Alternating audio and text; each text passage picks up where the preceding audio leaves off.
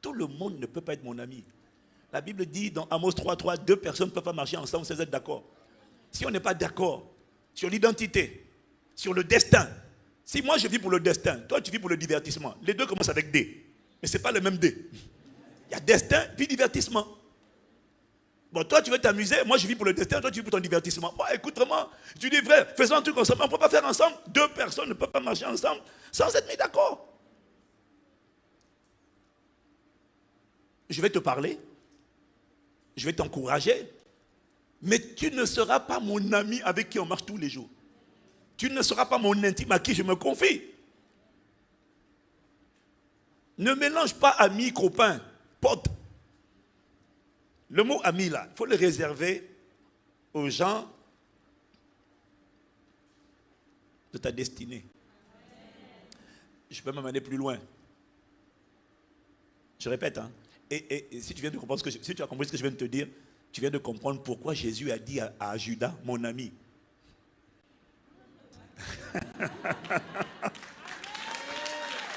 Ce que tu es venu faire, fais-le. Oh, le gars il te trahit, il t'a livré, il t'a vendu pour te faire assassiner. Dis mon ami, ce que tu es venu faire, fais-le. Alors qu'à l'inverse, un jour, il n'a pas dit mon ennemi, mais il a traité comme son ennemi. Judas, Jésus était gentil. Il a été bon envers Judas. Ce que tu es venu faire, fais-le. Mais avec Pierre, Jésus annonce qu'il doit aller à la croix. Et Pierre, lui, vient lui dire, non, hey, Jésus, ne parle pas comme ça, toi aussi. Hey. Et là, il traite Pierre en ennemi. Arrière de moi, toi. Judas, oh mon gars, fais ce que tu es venu faire. Pierre, quitte-la. Dégage. Satan t'a inspiré. Oh, mais je faisais ça pour ton bien. Non, tu fais pas ça pour mon bien. Mon bien, c'est mon destin.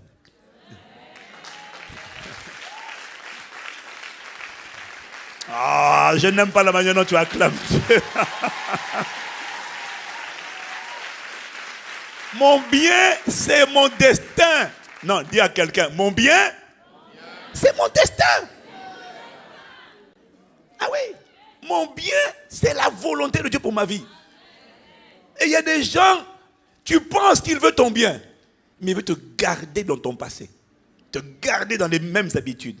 Te garder dans la... Non, je comprends. Ah, la masturbation, c'est pas grave. Continue seulement, ça va aller. Je suis ton pote, tu n'es pas mon... Tu es peut-être pote, mais tu n'es pas mon ami. Tu n'es pas mon ami. Tu veux me garder enfermé dans des prisons? Tu n'es pas mon ami. Ton ami, ce n'est pas la personne qui t'écoute. Ton ami, ce n'est pas la personne qui te consacre du temps. Ton ami, ce n'est pas la personne qui t'apprécie comme tu es. Ton ami, c'est la personne qui te pousse toujours plus vers ton destin.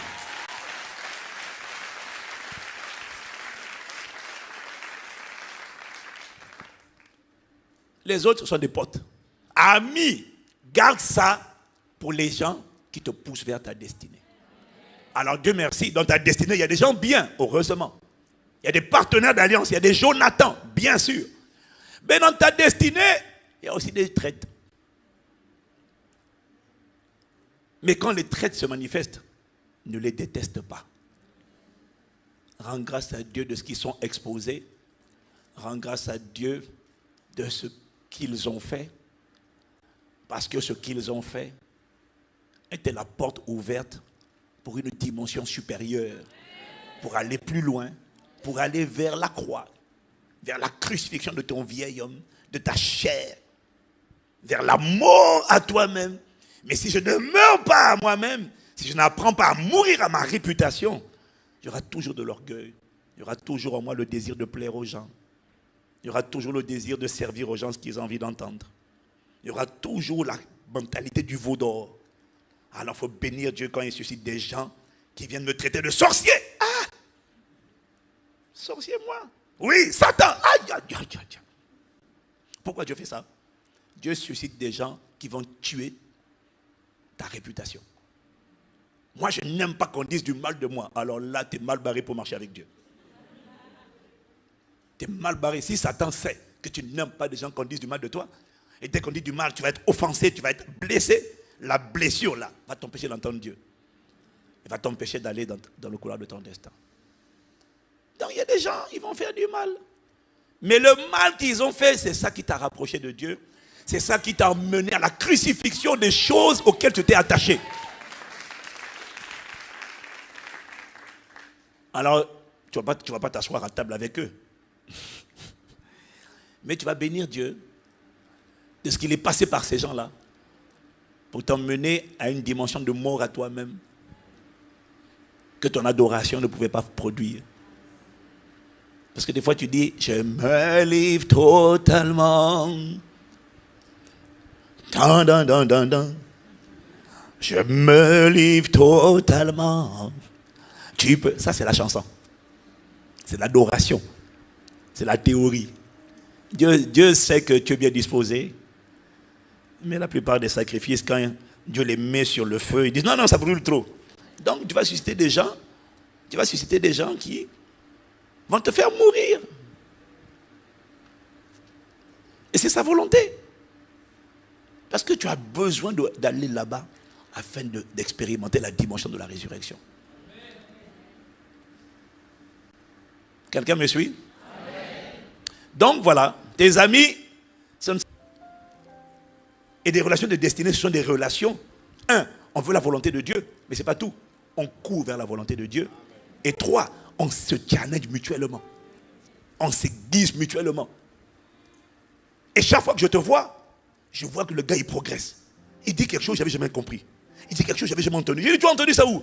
Et je vois que le gars, il se bonifie. Il n'est pas toujours dans les mêmes messages, les mêmes révélations, les mêmes compréhensions d'hier. Mais je vois qu'il se bonifie. Et les gens qui se bonifient, les gens qui progressent, connecte-toi à eux. Parce qu'ils te donnent envie toi aussi de progresser et de sortir de ta zone de confort. Mais pourquoi tu ne dis pas Amen? Oh. Tu comprends? Le cœur, c'est le point de départ. Mais il n'y a pas que le cœur. Il y a aussi la course. J'ai beaucoup d'inspiration ce matin. Le cœur, la course. Oui, il faut avoir le bon cœur. Mais il faut aussi la course. Les partenaires de destinée, ce sont des gens. Il faut connecter avec des gens qui te donnent envie d'avancer. Il faut connecter avec des gens, quand tu le vois, ce n'est pas la jalousie. Tu te dis, mon Dieu, je ne suis pas. Il faut qu'il y ait des gens, quand tu le vois, tu es humble. Tu dis, les gens t'acclament, mais quand toi tu vois le partenaire de destinée qui est en train de courir lui aussi, tu dis, il va me dépasser. Mon Seigneur, accorde-moi la grâce de te connaître, moi aussi je dois courir dans mon couloir, dans mon domaine. Mais c'est ce qu'on appelle l'émulation. Ce n'est pas la comparaison, c'est l'émulation. Tu dois avoir ce genre de personnes. Sinon, tu vas croire que tu es bon. Alors que tu es médiocre. Tu t'es arrêté. Mais ça prend appui sur le cœur. Donc, discerne les gens dont l'obsession, c'est faire plaisir à Dieu. Ceux-là, ce sont des potentiels partenaires de destinée. Mais après, assure-toi qu'il n'est pas seulement le cœur de Dieu, mais qu'il soit engagé à écrire l'histoire que Dieu veut qu'ils écrivent. Tu as besoin de gens qui te font te sentir petit. Tu as besoin de gens qui te rendent humble. Ce que Dieu fait à travers eux, et puis comment ils réagissent lorsque Dieu le fait à travers eux. Toi, une voix te dit, si c'était moi, j'aurais déjà. Mais quand tu vois son humilité, tu dis, waouh, là vraiment. Dieu fait des exploits et il est humble. Connecte ce genre de personnes. Partenaire de destinée, ça signifie aussi que vous êtes dans la même génération. Même tranche d'âge. Il y a 3 types de personnes dans la vie. 3 types de relations. Il y a des relations qui sont au même niveau que toi. Il y a des relations qui sont au-dessus de toi. Puis il y a des relations qui sont en dessous de toi. Celles qui sont au même niveau que toi, généralement, vous êtes dans la même époque. Vous me suivez? Pas le même âge, mais pas loin.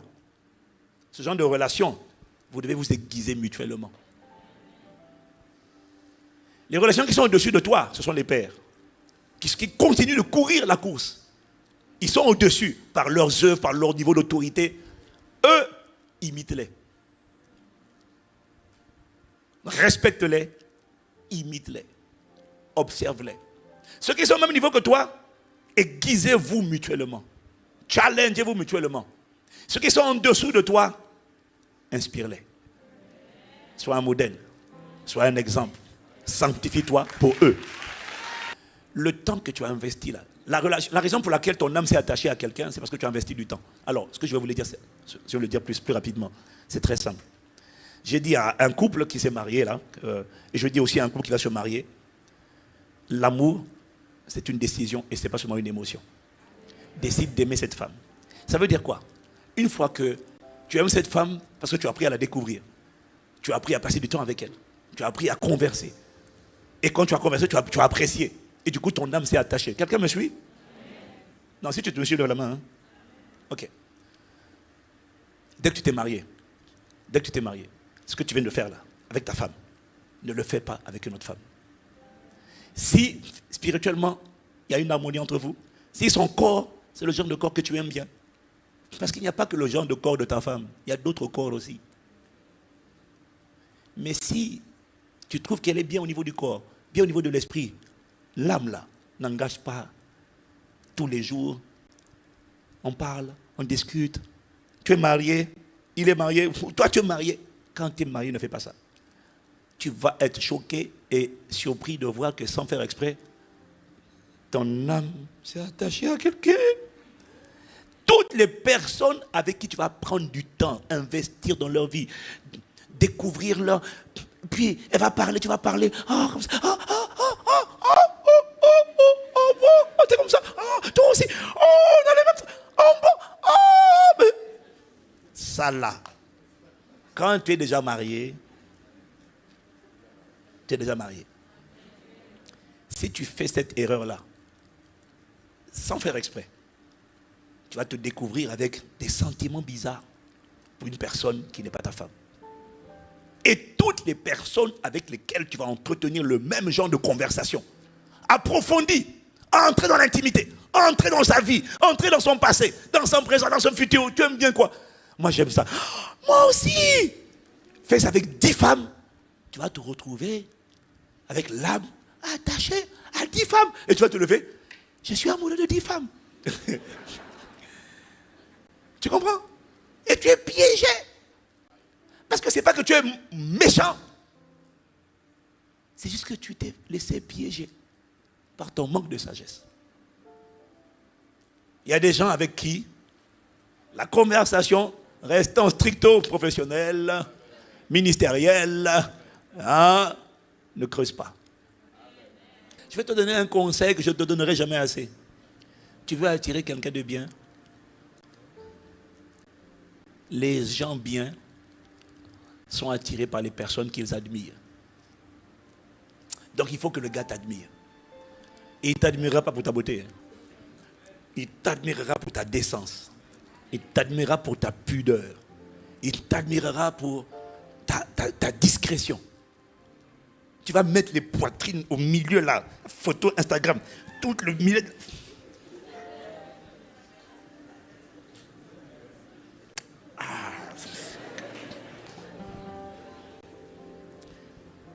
Tu viens de montrer ça. Un impudique sera intéressé. Mais un homme, selon le cœur de Dieu, même s'il t'appréciait, il aura peur. Il va reculer. Quand tu montes la poitrine, le premier qui va arriver, lui aussi, il était aux abois. Waf, waf. Les gens vertueux, intègres, ne vont jamais se précipiter sur une sœur comme ça. Jamais. Les hommes en général, quand tu as montré les parties du corps, tu as fait des photos sur Instagram, toute la cuisse est dehors. Soi-disant tenue nouveau look. Ou la tenue, le haut, tout le décolleté, à montrer tout. C'est bien. Mais la vérité, ce que tu ne sais pas chez les hommes, c'est que ils vont, pour la plupart, ils vont faire waouh, waf, waf. Le problème, c'est qu'ils vont désirer ton corps. Ils vont vouloir te manger. D'ailleurs, la raison pour laquelle tu montres, c'est pour qu'on mange. Il va vouloir te manger. D'ailleurs, il ne faut pas t'étonner, c'est quand il arrive, il a même des propos parfois. C'est pour ça que des fois, il y a des hommes, quand ils arrivent, quand ils te parlent, Tu as l'impression qu'il te prend pour une traînée. En fait, bon, c'est vexant, c'est normal. Mais dans beaucoup de cas, c'est parce que ce que tu lui as montré lui a donné l'impression que, comme tu as affiché ça à toute la planète, ben, ça lui a donné l'impression qu'en fait, tu étais... Les hommes comprennent mal en fait, parce que moi je sais, par expérience, que beaucoup de femmes peuvent s'habiller de manière légère, sans faire exprès, et sans se rendre compte que ça va faire waf-waf à des hommes. Parce que des fois, il y en a qui ne savent pas. Ils font ça pour s'amuser, pour suivre la mode, pour suivre les copines. Donc ça vexe quand un homme t'approche comme si tu étais un bout de viande. Ça vexe. Mais c'est parce que tu ne connais pas les hommes en fait. Nous on connaît les hommes, on se connaît entre nous. Donc quand tu veux qu'un homme te respecte, respecte-toi. Habille-toi avec pudeur. Habille-toi avec décence. Un homme qui désire coucher avec toi, ça ne veut pas dire qu'il te respecte. Respecter chez un homme, c'est admirer. Et ce qu'on admire chez quelqu'un, c'est toujours le caractère, l'humilité, la retenue, la décence, la combativité, la loyauté. C'est beaucoup plus que le corps. Donc, si tu veux attirer un homme bien, je t'assure, ce n'est pas le fait de mettre ton corps en avant qui va le rassurer. Tu vas perdre beaucoup de gens bien et tu vas attirer tu vas plutôt attirer les mouches. Les gens qui... ça ne va pas te valoriser. Ça ne va pas t'aider. On n'a pas besoin de ça pour attirer la bonne personne. Mon épouse n'a pas eu besoin de ça. La femme, maman habillée, la femme pasteur Yves, n'a pas eu besoin de ça pour attirer son mari. Au contraire, c'est sa décence, sa pudeur. J'ai vu toutes les femmes essayer, j'ai vu, à l'époque, j'étais mignon, elles essayaient de me faire la cour. Elles ont profité de ce que j'étais malade là, et elles étaient tous en train de s'agiter. Elles voulaient attirer mon attention. Mais bizarrement, la seule qui a attiré mon attention, c'est celle qui n'essayait pas d'attirer mon attention. Elle a montré sa grandeur. Elle a montré qu'elle n'était pas dans la course, la compétition. Ouais. Elle n'était pas dedans. Elle essayait de diminuer les autres pour essayer de se faire remarquer. Ma femme n'était pas dedans. Et moi, ça m'a surpris parce que les filles étaient toutes en train d'essayer de se battre pour attirer mon attention. Et c'est ça qui m'a interpellé. Tu vois? Révèle ta grandeur. Révèle ta grandeur. Révèle ta splendeur. Ne rentre pas dans la compétition. Sois toi. Prends soin de toi. Sois coquette. Sois propre. Parfume-toi. Parfume-toi. Mets ton déodorant. Marche avec dignité comme une royauté. Ce n'est pas la peine de déhancher. Marche normal. Respecte-toi. Et tu vas attirer quelqu'un qui va te respecter.